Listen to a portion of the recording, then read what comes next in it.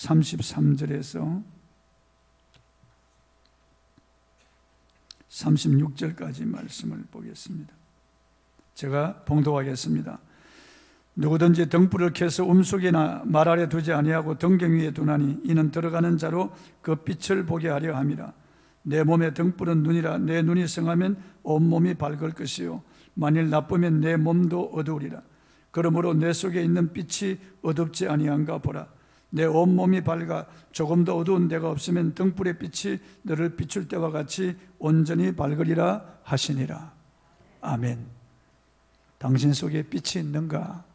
이런 제목으로 오늘 말씀을 선포하겠습니다. 박노해 시인이 언젠가 사람들과 함께 남미의 안데스 산맥의 만년설산의 가장 높고 깊은 곳에 사는 원주민 깨로족 마을을 찾아서 길을 떠났습니다. 희박한 공기는 10걸음만 걸어도 숨이 차고 발길에 떨어지는 돌들이 아찔한 벼랑을 구르며 태초의 정적을 깨뜨리는 칠흑 같은 밤의 고온이었습니다. 어둠이 이토록 무겁고 두렵고 무서운 것이었던가를 처음으로 알게 된 밤이었습니다. 그들 일행이 추위와 탈진으로 주저앉아 있어 죽음의 공포가 엄습하고 있었습니다. 그런데 갑자기 신기루인가 멀리 만년설 봉우리 사이로 희미한 불빛 하나가 보이는 것이었습니다. 어둠 속에 길을 잃은 그들을 부르는 깨로족 청년의 호롱불 하나가 보였던 것입니다. 살아날 수 있는 빛을 본 것입니다. 그때 박노해 시인은 깨달았습니다. 이렇게 어둠이 크고 깊은 설산의 밤일지라도 빛은 저 작고 희미한 등불 하나로 충분했다는 것을 알았습니다. 작은 등불이 그들을 살린 것입니다. 작은 등불이 그들의 희망이었고 기쁨이었고 환혜였고 노래였습니다. 박노해 시인은 그때의 기억을 살려 자신의 시집 그러니 그대 사라지지 말아야 해서 이렇게 읊었습니다. 지금 세계가 칠흑처럼 어둡고 길 잃은 희망들이 숨이 죽어가도 단지 언뜻 비추는 불빛 하나만 살아있다면 우리는 아직 끝나지 않은 것. 세계 속에 어둠이 이해할 수 없는 빛이 있어. 거대한 악이 이해할 수 없는 선이 있어. 야만이 이해할 수 없는 사랑이, 패배와 절망이 이해할 수 없는 희망이 깜빡이고 있다면 희망은 단 한 사람이면 충분한 것. 삶은 기적이다. 인간은 신비이다. 희망은 불면이다. 그대 희미한 불빛만 살아있다면 그러니 그대 사라지지 말아라. 그렇습니다. 아주 작은 등불이지만은 그 등불에 빛이 비추었기에 많은 생명을 살릴 수 있는 등불이 되었던 것입니다. 오늘 예수님은 우리를 등불에 비유했습니다. 우리는 세상의 등불이라고 했습니다. 본문 33절을 한번 보십시오. 누구든지 등불을 켜서 음속에나 말 아래 두지 아니하고 등경 위에 두나니 이는 들어가는 자로 그 빛을 보게 하려 함이라. 등불은 그 안에 빛이 있어야 주위와 사물을 비출 수가 있습니다. 등불은 등불 자신을 위해 존재하는 것이 아닙니다. 빛을 비추어서 집에 들어오는 사람들 주위 환경과 사물을 볼 수 있도록 하는 그런 역할을 하는 것입니다. 그래서 등불을 켜서 땅속이나 함지박 속에 두지 않습니다. 등불을 켜서 높은 등경 위에 두는 것입니다. 그리하여 집안에 들어오는 사람들을 비추는 것입니다. 왜냐하면 등불을 켜서 높이 비추지 않으면 어떤 방법으로도 이와 같은 어둠을 물리칠 수가 없기 때문입니다. 이 세상은 온통 어두움입니다. 박노해 시인이 시에서 읊은 것처럼 세상의 본질은 악한 것입니다. 캄캄하고 절망적이고 죄와 죽음이 지배하는 세상이므로 빛이 필요합니다. 철학자 파스칼은 그의 방시에서 이런 단상을 기록했습니다. 예수 그리스도 없이는 인간은 악덕과 비참에 빠질 수밖에 없다. 예수 그리스도와 같이 있으면 인간은 악덕과 비참을 면한다. 예수 그리스도 속에는 모든 덕과 행복이 있다. 그를 떠나면 오직 악덕, 비참, 오류, 암흑, 죽음, 절망이 있을 뿐이다 그랬습니다. 옳은 말씀입니다. 그 유명한 영국의 로이드 존스 목사는 기독교인들과 그들의 신앙이 제공하는 빛을 떠나서는 이 세상에 빛이 전혀 없다고 했습니다. 그렇습니다. 이 세상이 주는 이런 빛은 참빛이 아닙니다. 진리를 아는 빛이 아니에요. 하나님을 아는 빛이 아닙니다. 우리에게 영원한 생명을 주는 빛이 아니에요. 영영한 즐거움을 주는 빛이 아니라고 말해요. 이 세상은 어두움의 소산으로 가득합니다.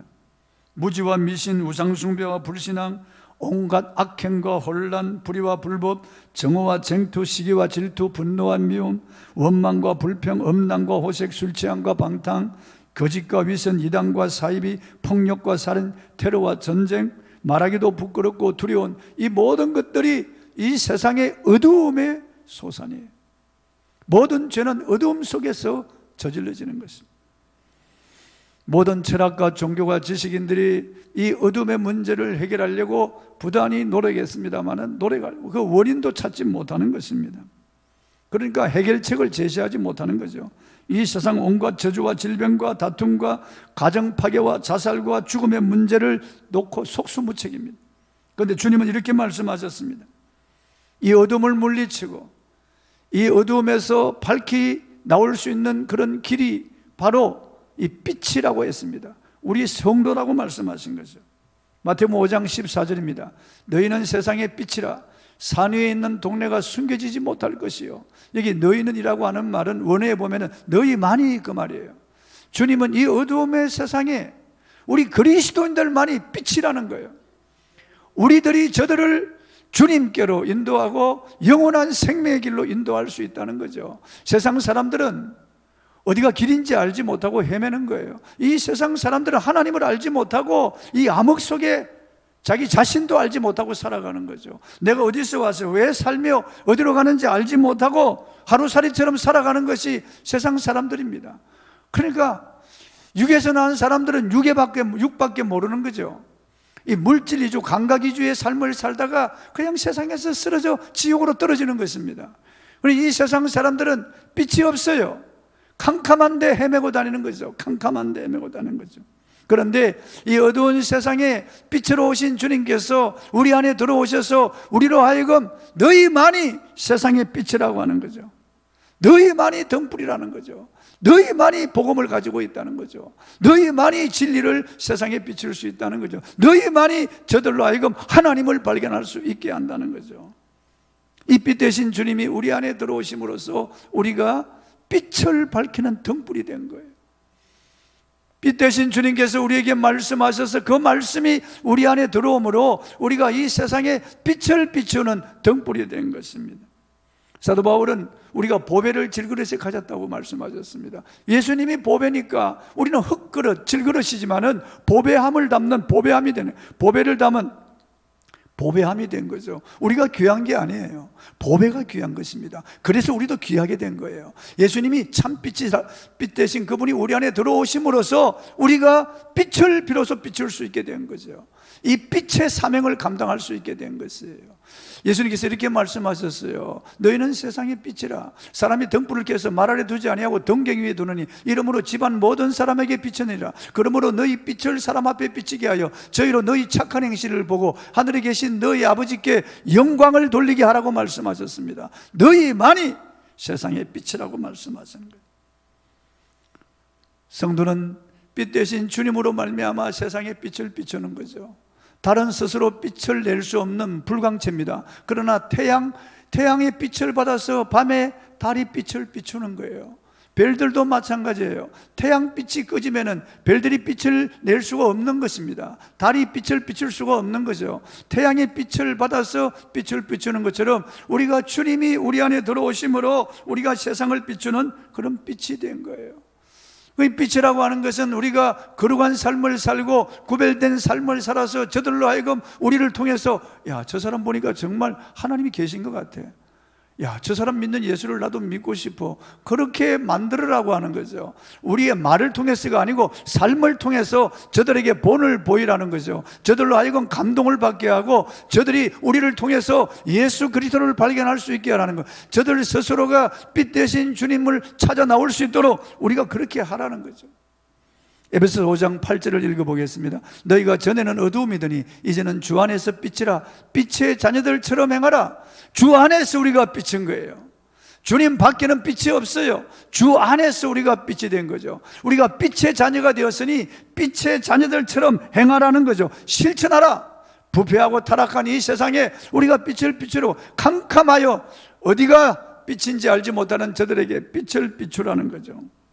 그렇다면 어떻게 사는 것이 빛의 자녀로서의 삶이겠습니까? 에베소서 5장 9절입니다. 읽어보겠습니다. 빛의 열매는 모든 착함과 의로움과 진실함이 있느니라. 예수 그리스도를 영접하여 우리는 새로운 피조물이 되었습니다. 그리스도께서 우리 안에 계시기 때문에 우리는 그리스도로 말미암아 모든 착함과 의로움과 진실한 삶을 살아야 된다는 거죠. 가정에서부터 착하게 살고 의롭게 살고 진실하게 살아야 된다는 거예요. 교회 안에는 물론이고 교회 밖에 나가서 직장 생활하고 우리가 사업을 할 때도 세상 사람들 속에서 착함과 의로움과 진실함으로 우리가 구별된 삶을 살아서 저들로 하여금 감동을 받게 해야 된다는 거죠. 우리가 빛을 비추려면은 희생의 수고가 따릅니다. 등잔에 등불이 빛을 내려면은 그 심지가 타들어가야 되는 것처럼 우리가 촛불에 불을 붙이면 촛물이 녹아내리듯이 심지가 타들어가듯이 우리가 그런 삶을 살려면 희생해야 돼요. 섬겨야 돼요. 어제도 결혼식 주례하면서 제가 그 신랑 신부에게 부탁했습니다. 주어야 된단 말이야. 사람은 이기적인 동물이라 받으려고 한단 말이야. 그래서 우리 속에 죄성이 있기 때문에 받기를 원한다. 그래서 따져보는 거죠. 그래서 사랑받기 원하고 섬김받기를 원하고 인정받기를 원하고 존경받기를 원하고 도움받기를 원하고 받기를 원하는 거예요. 그러다가 허전해하고 그리고 실망하는 거죠. 그리고 불만족스러워하는 겁니다. 그리고 불평하게 되는 거죠. 우리가 주면은 주님께서 우리에게 주시는데 주라 그리하면 도로 줄 것이니 곧 후이되어 누리고 흔들어 넘치도록 채워서 너에게 안겨주리라고 말씀하셨어요. 주는 자가 받는 자보다 복이 있다고 성경을 말씀하고 너희가 대접을 받고자 하는 대로 먼저 남을 대접하라. 이것이 선지자요 율법이라고 말씀하셨어요. 그러니까 우리가 주는 것 먼저 대접하는 것이 쉽지 않습니다. 우리 희생이 따르는 거예요. 그러나 우리가 이렇게 희생하면서 내가 처음엔 힘들고 어려워도 주기 시작할 때 하나님이 나에게 주시는데 풍족하게 채워서 안겨주시는 거예요. 하나님께서 우리가 세상에서도 인정받게 하시는 거예요. 세상에서 우리가 빛으로 드러나면 사람들로부터 존경받게 하시는 거예요. 처음에는 힘들고 어렵습니다. 쉽지 않아요. 그러나 내 자신을 불태워서 빛을 발하기 시작하면 놀라운 그런 은혜가 우리에게 임하는 것입니다. 세상에 빛이 되기 위해서는 우리 눈이 밝아야 된다고 주님 말씀하셨어요. 34절을 보겠습니다. 내 몸의 등불은 눈이라. 내 눈이 성하면 온몸이 밝을 것이요 만일 나쁘면 내 몸도 어두우리라 그랬습니다. 우리가 받아들이는 정보의 70%는 눈을 통해서 들어온다고 합니다. 메라비안 커뮤니케이션 법칙이라는 것을 만든 미국 UCLA 대학 교수 메라비안 박사가 연구한 바에 의하면 사람이 상대방에서 받는 이미지의 가장 중요한 부분으로 시각적 요소만 55%를 차지한다고 하는 거죠. 눈을 본다는 거죠. 눈을 볼 때 그 사람의 인격이나 그 사람의 성품을 파악할 수 있다고 하는 거죠. 눈에 나타난다고 한다는 거죠. 어린아이 눈은 천진난만하잖아요. 어린아이 눈은 초롱초롱하고 어린아이 눈은 맑잖아요. 밝고. 왜냐하면 때가 묻지 않았기 때문에 아직 죄성이 많이 들어가지 않기 때문에 어린아이 눈은 참 맑고 투명합니다. 바라보면 좋습니다. 그러나 세상을 살아오면서 온갖 풍파를 겪고 죄를 많이 지은 이런 어른들의 이런 눈을 보면은 그 야비하고 교활한 눈이 있고요, 음심이 가득한 눈이 있고 욕심으로 가득한 눈이 있습니다. 그리고 미워하고 분노하는 눈이 있고요, 그 사람 성 속에 막 분노가 타오르면 그 눈에 딱 분노가 눈으로 나오는 거예요. 슬픔이 가득하면 그 사람 눈에 슬픔이 묻어 나오는 거죠. 우울하면 눈을 보면 우울이 눈에 묻어 나오는 거죠. 기쁘면 기쁨이 눈에 묻어 나오게 되는 거죠. 환희가 있으면 그 눈에 환희가 묻어 나오게 되어 있어요. 감출 수가 없어요. 그러니까 눈을 본다는 거죠. 마피아 갱단들도 재정을 맡을 사람을 뽑을 때는 눈을 본다는 거죠. 눈을 보면은 이 사람이 배신하지 않을 사람이라고 하는 것을 알기 때문에 눈을 보고 뽑는다는 거죠. 그래서 우리가 이 눈이 우리의 등불이라는 거죠. 눈이 우리의 등불이라는 거죠. 그 사람의 마음, 그 사람의 상태가 어떠하든지 그 눈에 나타나게 되어 있다는 거죠. 잠언 28장 20절에 악한 눈이 있는 자는 재물을 얻기에만 급하고 욕심이 눈을 가린다는 말처럼 이 악한 눈을 가진 자들은 그 욕심이 눈에 서려 있다고 하는 거죠. 어둠에 속한 사람들은 형제를 미워합니다. 요한일서 2장 11절입니다. 그의 형제를 미워하는 자는 어둠에 있고 또 어둠에 행하며 갈 곳을 알지 못하나니 이는 그 어둠이 그의 눈을 멀게 하였습니다. 어둠이 그의 눈을 멀게 하였다는 거죠. 그래서 죽을 줄 모르고 날뛰는 거죠. 감옥에 들어갈 줄 모르고 막 설치는 거예요. 어둠이 그 눈에 있기 때문에 어둠에 속한 사람은 영적인 눈이 멀어버린 사람입니다. 이사야 29장 10절입니다. 대저 여호와께서 깊이 잠들게 하는 영을 너에게 부어주사 너희 눈을 감기셨음이니 그가 선자들과 너희 지도자인 선견자들을 덮으셨습니다. 그 당시 종교 지도자들, 정치 지도자들도 눈이 멀었다는 거죠. 눈이 멀었으니까 한치 앞을 보지 못하는 거죠. 영적인 것을 분별하지 못하는 거죠. 하나님이 두려운 줄 모르는 거예요. 하나님의 심판이 있다는 것을 모르는 것입니다. 그래서 하나님께서 보고 계시다는 것을 알지 못하는 거예요. 그들의 눈이 멀어버리기 때문에 그렇습니다. 맹인들은요, 이게 무엇인지 알지 못하는 거죠. 알려주어야만 아는 거죠. 만져보고도 어느 정도 짐작하는 거예요. 마찬가지로 이 세상에 하나님이 없는 사람들, 이 악한 자들의 눈은 영적인 눈이 멀어버렸다는 거죠. 그래서 영적인 것을 분별하지도 못하고 하나님을 두려워함이 없다라고 하는 거죠.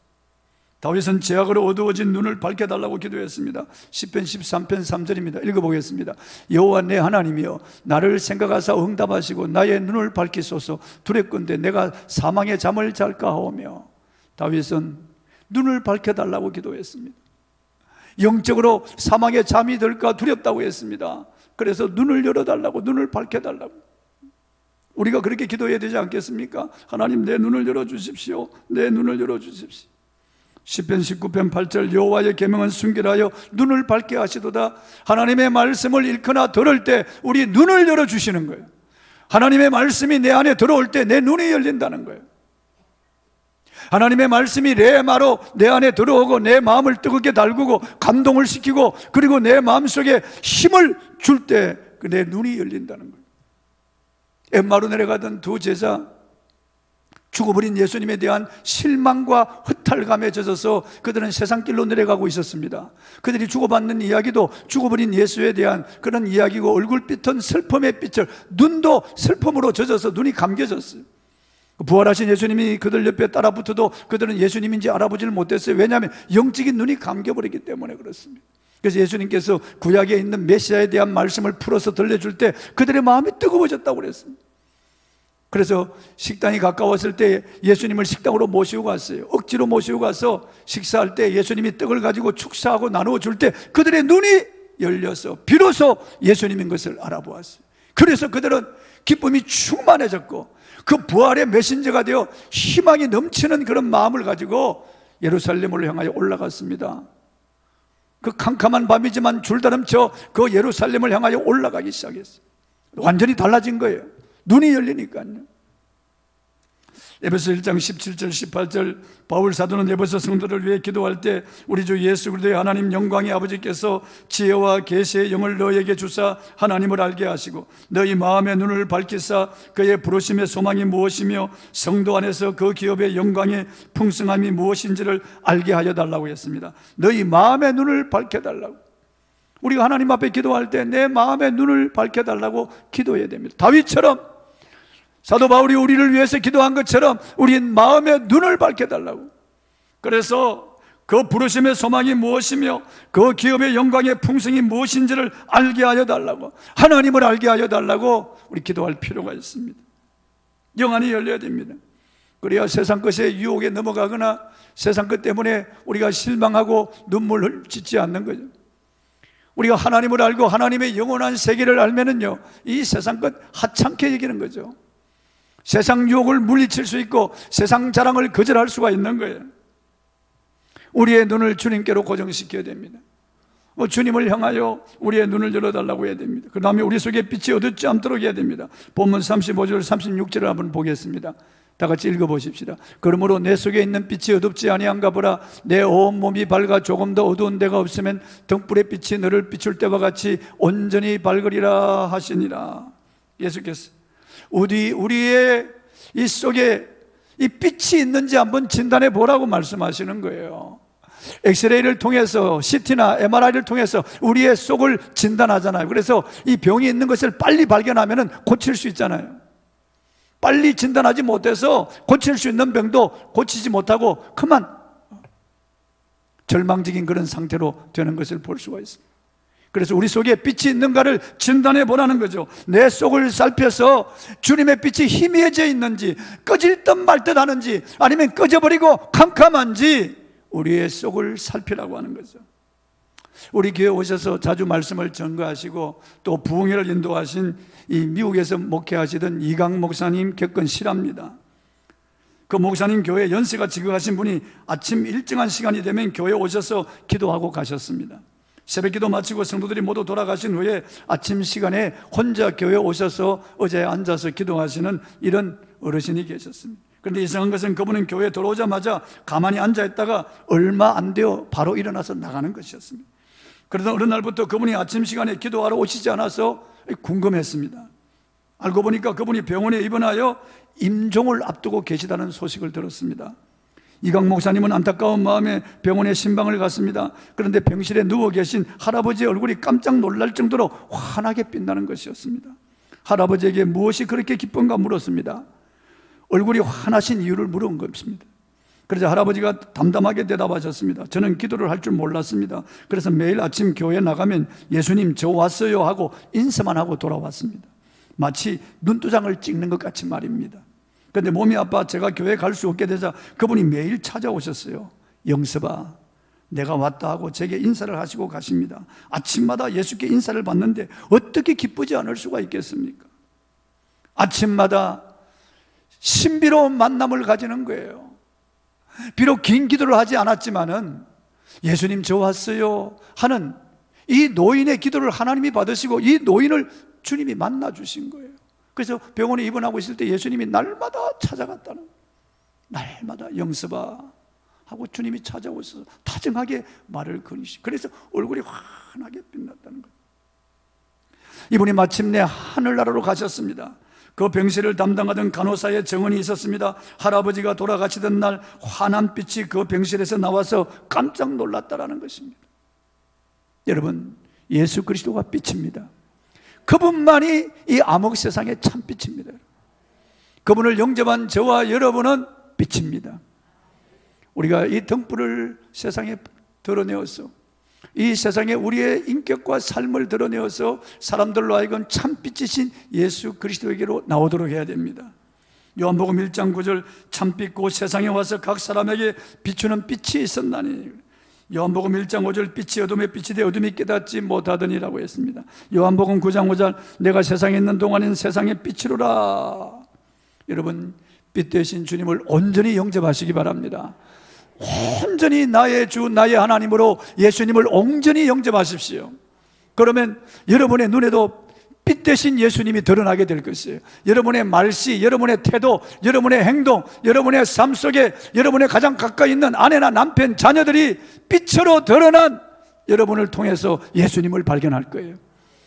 교회 안에서도 마찬가지고 세상에서 직장이나 사업장에서 여러분이 빛 대신 예수님과 함께 살 때, 빛 대신 예수님을 의식하고 빛 대신 예수님과 함께 동행할 때 여러분이 빛으로 드러나게 될 것입니다.